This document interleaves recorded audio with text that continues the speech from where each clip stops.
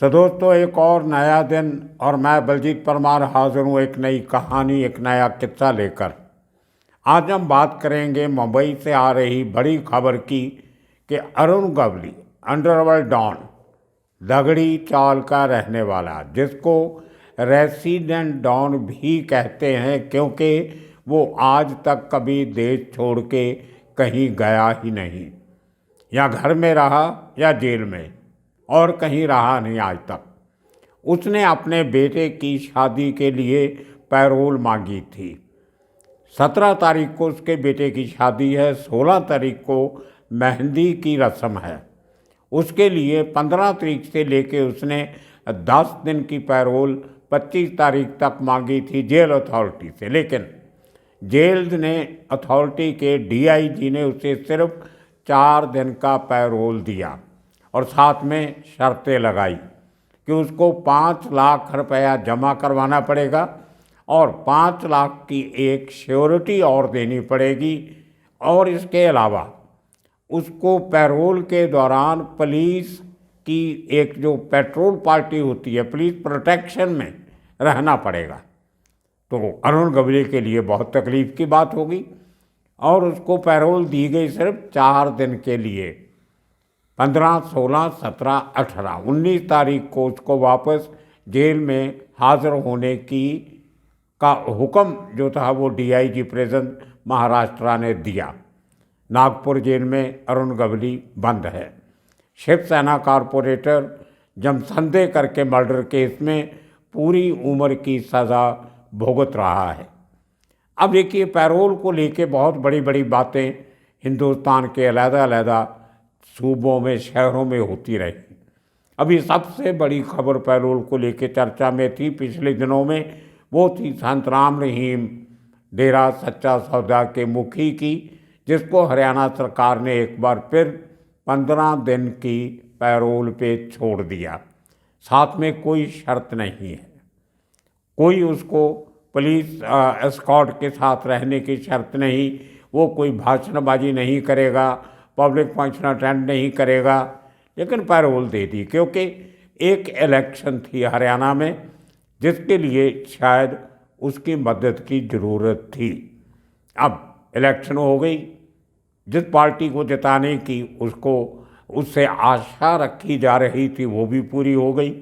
उसी पार्टी का कैंडिडेट जीत भी गया और अब बड़े आराम से राम रहीम जी फिर हरियाणा की जेल में वापस चले जाएंगे।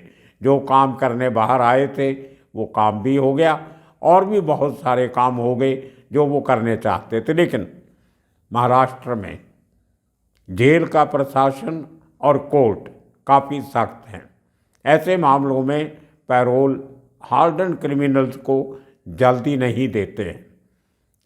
राम रहीम के ऊपर रेप के इल्ज़ाम है, मर्डर के इल्ज़ाम है, अपने जो उसके चेले थे उनको टॉर्चर करने के इल्ज़ाम है, रेप के इल्ज़ाम में उसको सज़ा हुई है जिसकी सज़ा वो काट रहा है। लेकिन अरुण गवली के ऊपर एक मर्डर का केस था शिवसेना कारपोरेटर का, जिसके लिए उसको उम्र कैद, जो मरने तक की जो उम्र कैद होती है उस कैद की सज़ा हुई। उसके ऊपर अब उसको तकरीबन 10-12 साल हो गए अंदर, जेल के अंदर, लेकिन उसको 12 साल में तकरीबन 12 बार पैरोल मिला है। साल में एक बार समझो। उसके मुकाबले आप देखिए राम रहीम को कितनी बार पैरोल मिला होगा, अंदाज़ा लगा के देख लीजिए। खैर, बात करते हैं अरुण गवली की।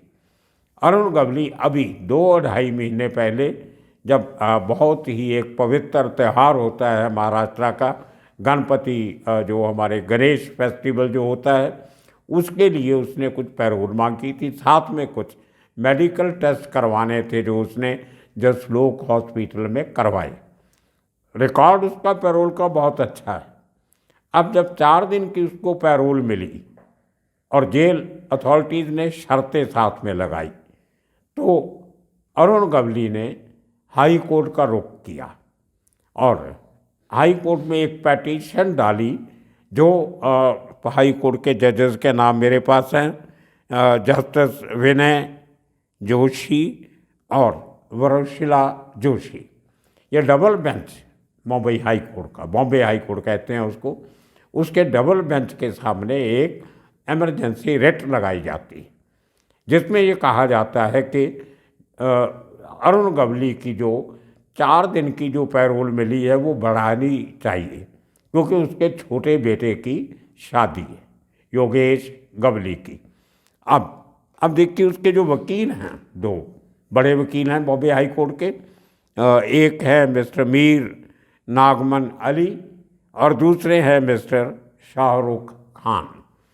ये दोनों वकील अरुण गवली के लिए अपीयर होते हैं हाई कोर्ट में, और वो 2 जजेस जिनके नाम मैंने बताया आपको, जोशी दोनों का सरनेम है, उनकी कोर्ट में ये केस लगता है। वहाँ पे ये लर्नड एडवोकेट्स कहते हैं कि हमारा क्लाइंट अरुण गवली 12 बार पैरोल या फरलो पे जेल से बाहर आया और कभी भी उसने किसी भी शर्त का उल्लंघन नहीं किया। इसके पहले भी उसके बड़े बेटे की शादी हुई तो भी पैरोल पे आया, उसकी बेटी की शादी हुई तो भी पैरोल पे आया। तो और बहुत से ऐसे कारण, कभी इलाज करवाने के लिए, कभी बीवी की बीमारी का इलाज करवाने के लिए, कभी और पूजा के लिए, या कुछ इस किस्म के जो भी उसने प्ली लिए जेल अथॉरिटी से, वो उसने पूरे किए।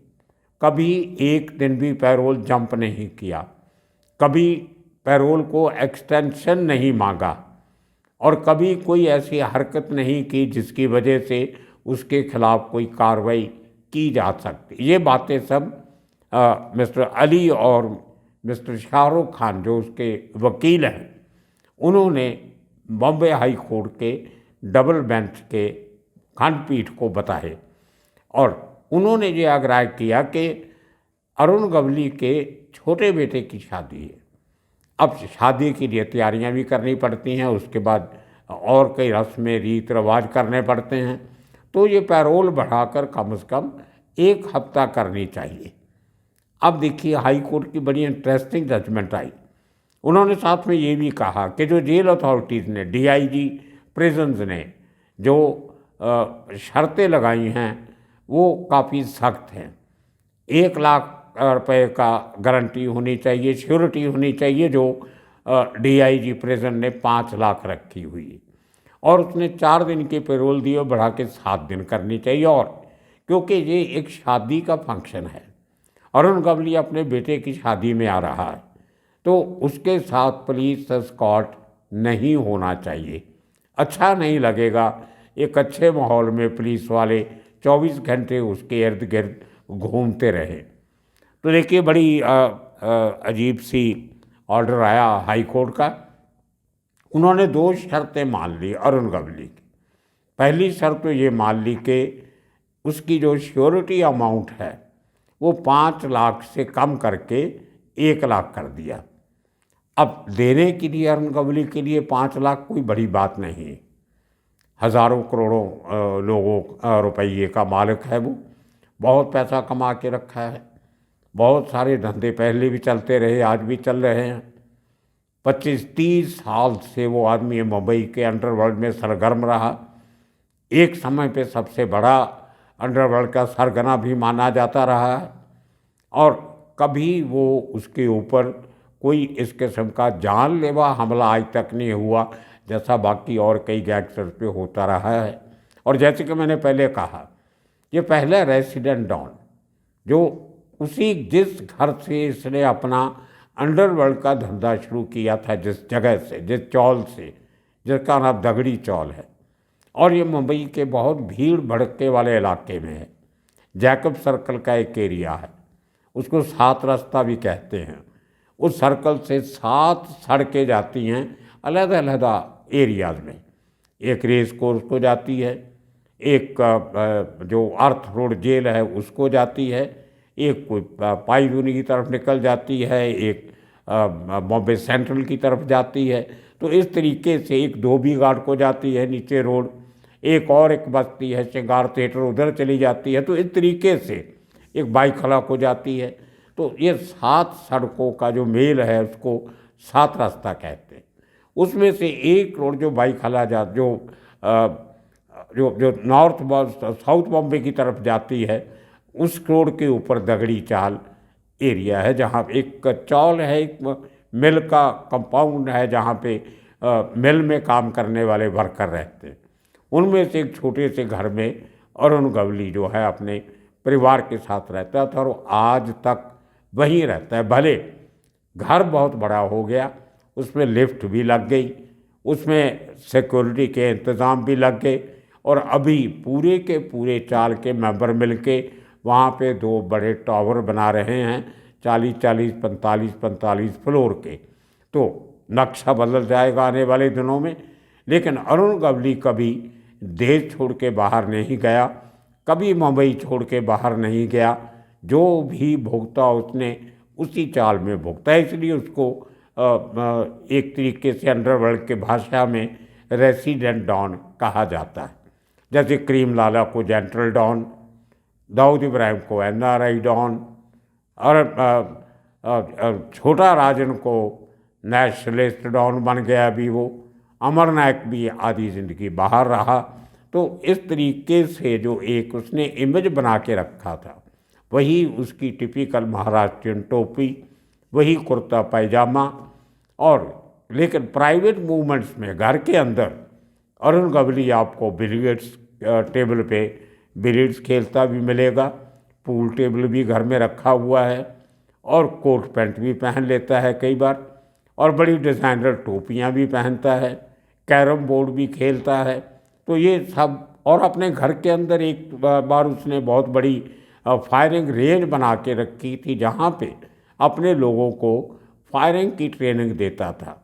कार्बाइन, AK-47, रिवॉल्वर, पिस्टल, इनको कैसे चलाना है, कैसे निशाना लगाना है, उसकी ट्रेनिंग देने के लिए भी इसने उसी दगड़ी चाल में एक बहुत बड़ा कमरा बना रखा था।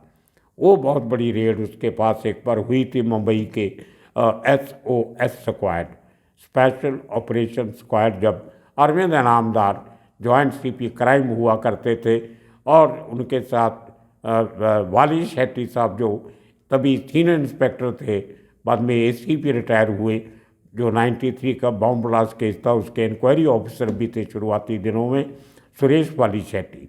उनकी रहनुमाई में एक बहुत बड़ी रेड हुई थी जहाँ से अरुण गवली को पकड़ के घड़ीस के उसको धक्के दे दे के पुलिस की वैन में बैठा के क्राइम ब्रांच के ऑफिस में लाया गया था और वो कार्बाइन उसके एक सोफ़ा सेट के नीचे छुपा के रखी हुई मिली थी और कुछ और हथियार जो थे वो एक और किसी घर में नीचे ज़मीन के अंदर कैविटी बनाई हुई थी वहाँ से मिले थे। तो ये दगड़ी चाल का अंदर के नज़ारे उस ज़माने में बहुत मशहूर रहा और आज उस आदमी अपने छोटे बेटे की शादी में शामिल होने के लिए मुंबई पहुंच चुका है। कल शादी है, कल हल्दी सेरेमनी है और 17 तारीख को सुबह शादी और शाम को रिसेप्शन है।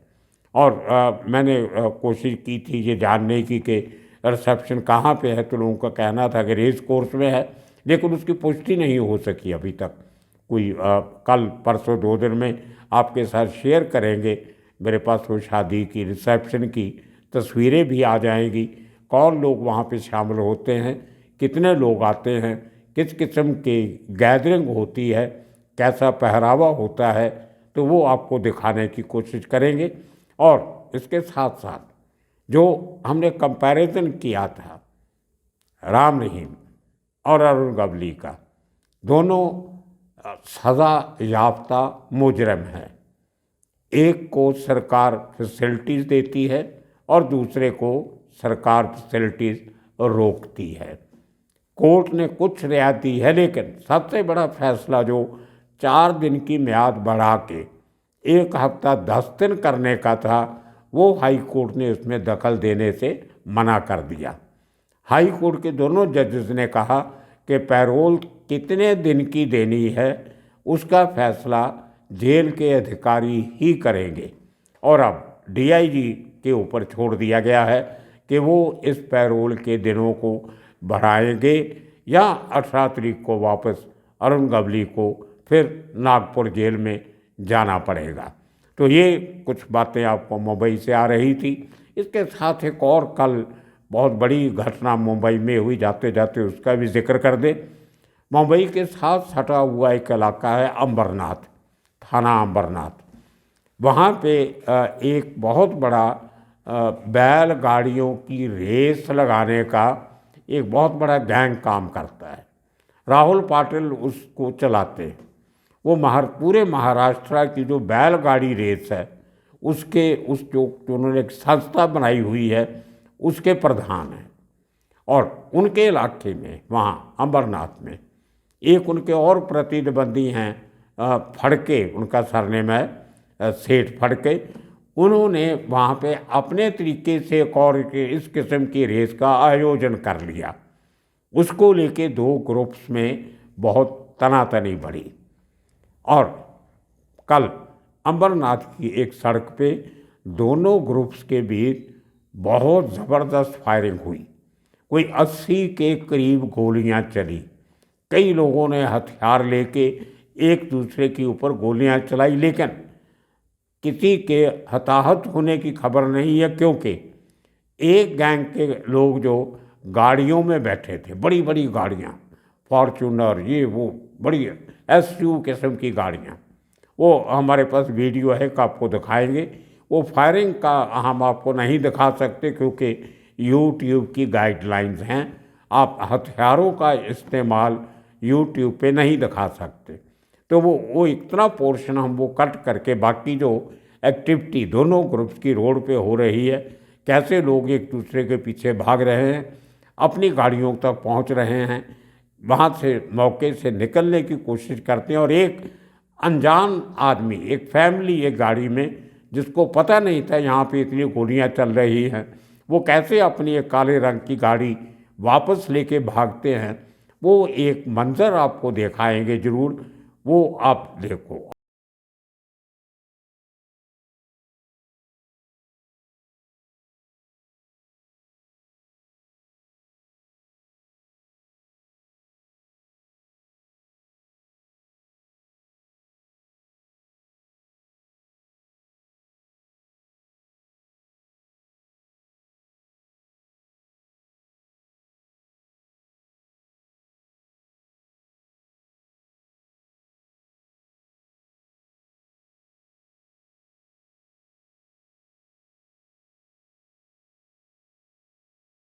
और उसके बाद जो पुलिस का एक्शन हुआ उसमें 22 लोगों के ऊपर केस दर्ज हुआ है, 22 पीपल।